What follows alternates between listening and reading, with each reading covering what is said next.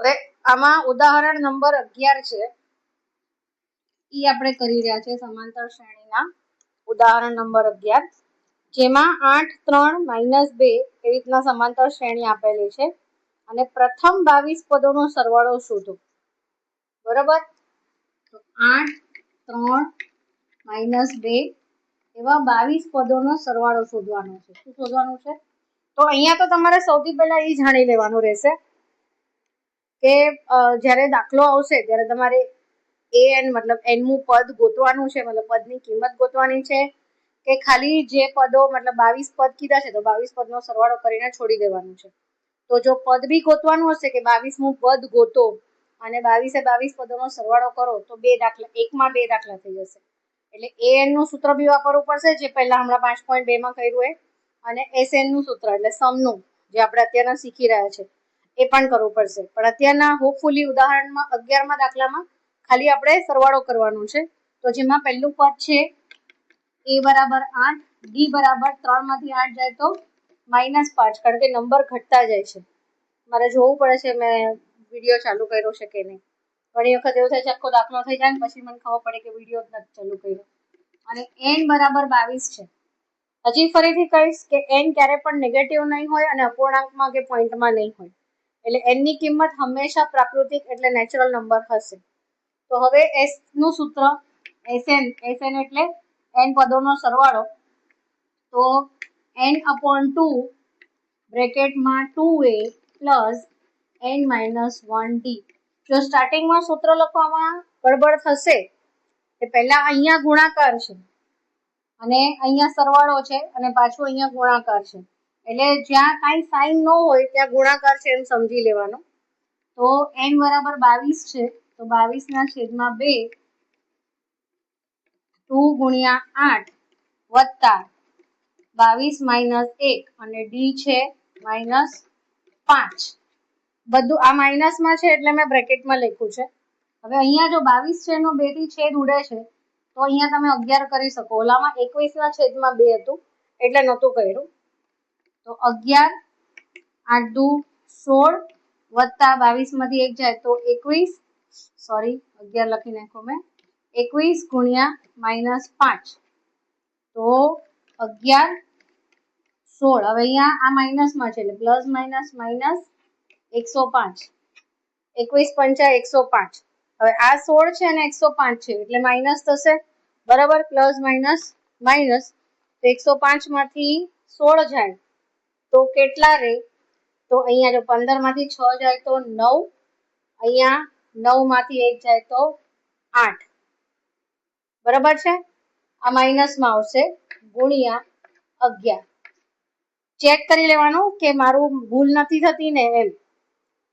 જો 105 માંથી 10 કાઢીએ તો 95 આવે અને 95 માંથી 6 કાઢીએ તો 89 આવે, એટલે બરોબર છે.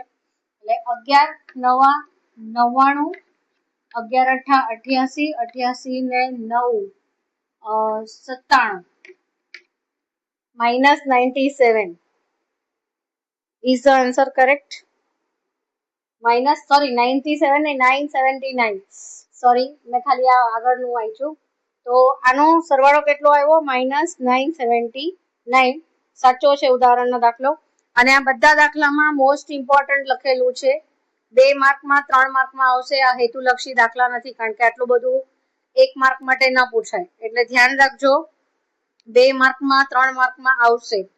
3 માર્કમાં મેં કીધું એમ કે an ગોતવાનું પણ આવશે, અને હજી 4 માર્કના દાખલામાં આવે છે કે નહીં એ નક્કી નથી કહેવાતું.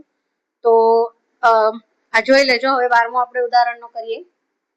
ઉદાહરણ 12નો દાખલો, એમાં તમને આપ્યું છે કે સમાંતર શ્રેણીના પ્રથમ 14 પદોનો સરવાળો આપેલો છે 1050, અને એનો જો માઇક બંધ થઈ ગયું,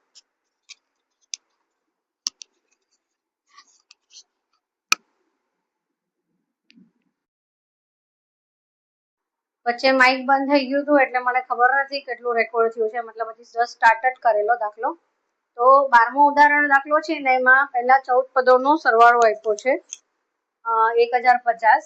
પહેલું પદ આપ્યું છે અને 20મું પદ ગોતવાનું છે. એટલે આમાં તમે જોઈ શકશો કે તમને સામાન્ય તફાવત ક્યાંય આપ્યો નથી. તો આ બધાનો મતલબ આ તો પછી છેલ્લે આવશે. આની અને આની મદદથી આપણે પહેલા ડી ગોતીશું, જેમ an ના સૂત્રમાં ગોતતા હતા એવી રીતના. અહીંયા તમને સરવાળો આપેલો છે તો સરવાળાનું સૂત્ર મૂકી n/2 2a plus n-1 d આ સૂત્ર મૂકી દીધું. હવે જેની જે કિંમત આપી હોય ને એ મૂકી દેવાની. S14 ની કિંમત આપી દીધી છે 1050. S14 એવું લાગે ને સેમસંગ ના કોઈ મોબાઈલ ની વાત કરીએ છીએ.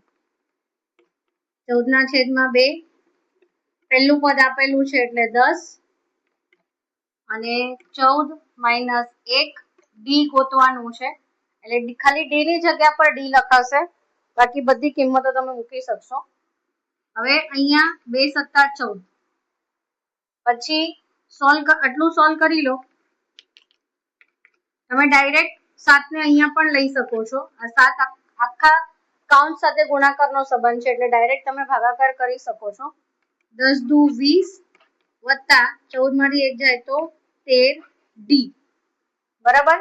હવે 15 + 105 થાય એટલે અહીંયા આવશે 15.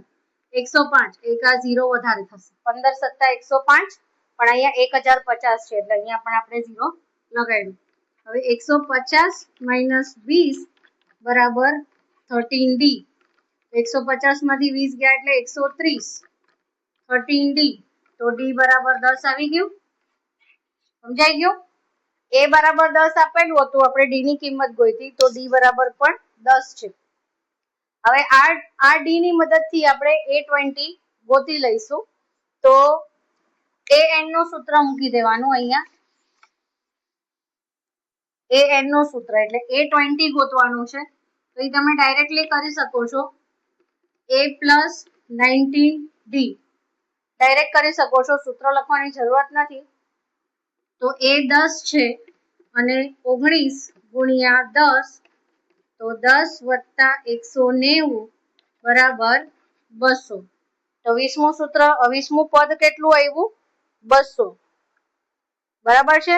ચેક કરતા રહેજો શું છે કેવી રીતે છે. એ લોકોએ આખું સૂત્ર લખીને કર્યું છે, મેં ડાયરેક્ટ આ કર્યું છે.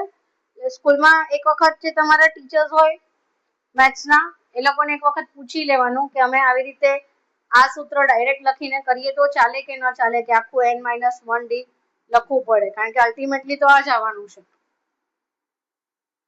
13મું ઉદાહરણ છે ને સમાંતર શ્રેણીના પદોના સરવાળાનો સૂત્રનું. એમાં તમને 13મો દાખલો જે આપ્યો છે એમાં તમને એમ પૂછ્યું છે કે કેટલા પદોનો સરવાળો 78 થાય. 78 એ સરવાળો આપી દીધો છે અહીંયા અને આ શ્રેણી આપી દીધી છે. તો કેટલા પદોનો સરવાળો 78 થાય?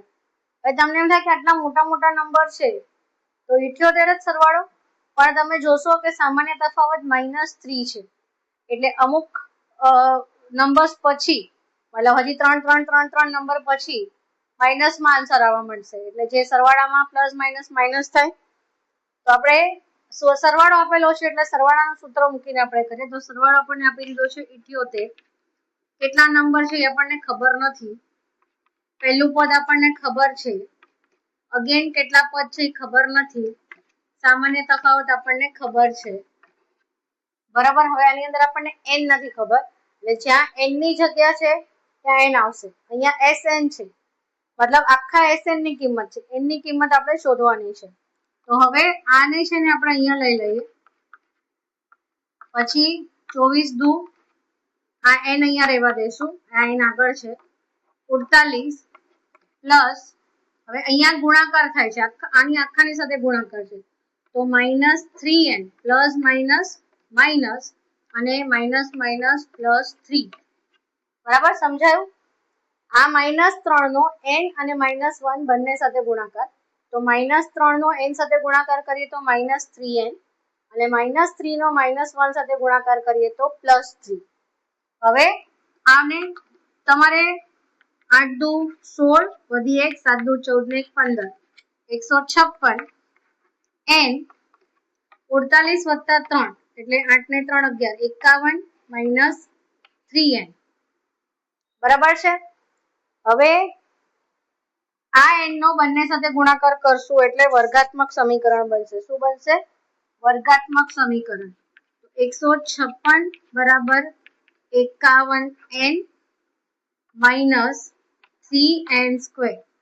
હવે આમાં તમારે શું જોવાનું છે ખબર છે કે જો 51 બી 3 થી ભાગી શકાય છે, 3n² બી 3 થી ભાગી શકાય છે, અને આ પણ જો 3 થી ભાગી શકાતું હોય, હા 6 ને 5 11 ને 12, તો પહેલા 3 થી આખા સમીકરણને ભાગી દો તો તમારું સમીકરણ નાનું થઈ જશે.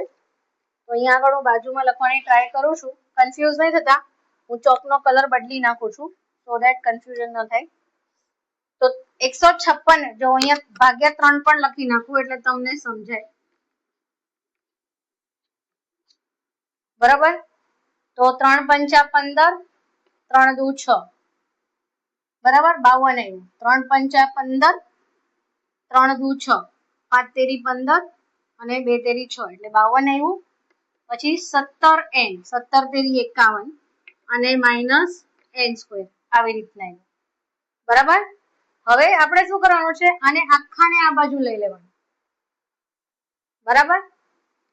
આ આખું આ બાજુ લઈ લો એટલે n² માઇનસ છે પ્લસ થઈ જશે, પછી આ પ્લસ છે એ માઇનસ થઈ જશે, અને આ તો ત્યાં જ છે, આની આપણે જગ્યા ચેન્જ નથી કરતા. મતલબ જમણી બાજુ હતું ને એને ડાબી બાજુ લઈ આવ્યા, ડાબી બાજુનું કાંઈ ચેન્જ નથી કર્યું એટલે એની માઇનસ નહીં થાય નિશાની.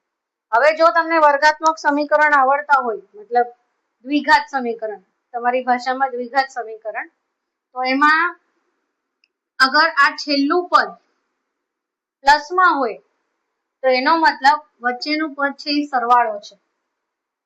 તો આપણે 52 કયા ઘડિયામાં આવે છે? તો 26 દુ 52, પણ 26 ને 2 28 થાય, અને 13 ચોક 52, તો 13 ને 4 17 થાય, રાઈટ?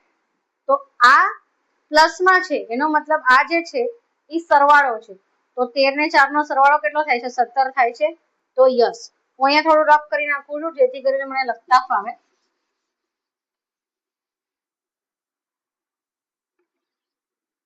તો n² minus 13n minus 4n plus 52 is equal to 0. બરાબર? હવે n, આમાં n કોમન કાઢવાના છે. n minus 13 minus 4 n minus 13 બરાબર 0. તો n માઇનસ 13 અને n minus 4 is equal to 0. તો n બરાબર 13 અથવા n બરાબર 4. તો હવે આપણને ખબર છે કે પહેલી 4 સંખ્યાનો સરવાળો 78 નહીં થાય. બરાબર? ઉદાહરણમાં પ્રથમ 4 પદનો સરવાળો બરાબર પ્રથમ 13 પદનો સરવાળો 78 થશે, એવું એ લોકોએ નોંધમાં લખ્યું છે. કેવી રીતના? તો સમજો અહીંયા ચોથું પદ આપણે લખીએ તો 15 આવે. તો તમે જોઈ શકશો, ચારેનું ટોટલ કરો તો 4 ને 1 5, 5 ને 8 13, 13 ને 5 18, વધી 1, 2 ને 3 ને 2 5 ને 6 ને 1 7. યસ, પહેલા 4 પદનો સરવાળો પણ 78 થાય છે, એટલે આઈ વોઝ રોંગ. અને પ્રથમ 13 પદનો સરવાળો, હવે 13 પદ માટે આપણે આગળ લખતા જશું તો સંખ્યા નાની નાની થતી જશે, અને મેં તમને કીધું હતું કે એક લેવલ પર માઇનસમાં આવવા લાગશે. તો 1 2 3 4 5 6 7 8 9 10 11 12 અને 13. તો -15 સુધી 13 લખ્યું. હવે આમાં તમારે એકદમ ઈઝી, આ તો એક્ઝામમાં કઈ નથી કરવાનું, પણ આ તો હું તમને ખાલી બતાડું છું ચેકિંગ માટે. તો તમારે ચેક કઈ રીતે કરવાનું? તો જો જે માઇનસ પ્લસમાં નંબર્સ આવતા હોય ને એ કાપતા જવાના, કારણ કે સરવાળો કરશો એટલે 0 જ આવશે. જો 3 - 3 0 તો 0 છે, 6 - 6 9 - 9 12 - 12 15 - 15, બચ્યું શું? આ 3 પદ અને કુછ તો ગડબડ હુઈ દયા. 4 ને 1 5 ને 8 13, નહીં કંઈક તો ગડબડ થઈ, એક નંબર વધારે કપાઈ ગયો હોય એવું મને લાગે છે, કંઈક નંબર મેં ઓછો લખ્યો છે એવું મને લાગે છે. પણ 13 પદ લખવાના હશે ને તો 13 પદ હશે જ. મેં કદાચ એક પદ વધારે લખી નાખ્યું છે. 1 2 3 4 5 6 8 9 10 11 12 13 ને 14 યસ એટલે 15 નથી લખવાનું એટલે 15 નહીં કપાશે સમજાયું આપણને આપણી મિસ્ટેક ખબર પડી જવી જોઈએ એટલે 12 આ -12 સુધી છે એટલે -12 12 -9 9 -6 6 -3 3 0 એ બધું કપાઈ જશે એટલે અલ્ટિમેટલી શું બચશે પાછા 4 પદ એટલે પહેલા 13 પદ ગણો કે પહેલા 4 પદ ગણો બંને 78 જ થાય છે કેમ 13 કારણ કે અહીંયાથી માઇનસ માં આવવા લાગે એટલે કપાવા મળશે માઇનસ થવા મળશે ઓકે હવે મને શ્વાસ ચડી ગયો પાણી પીવું પડશે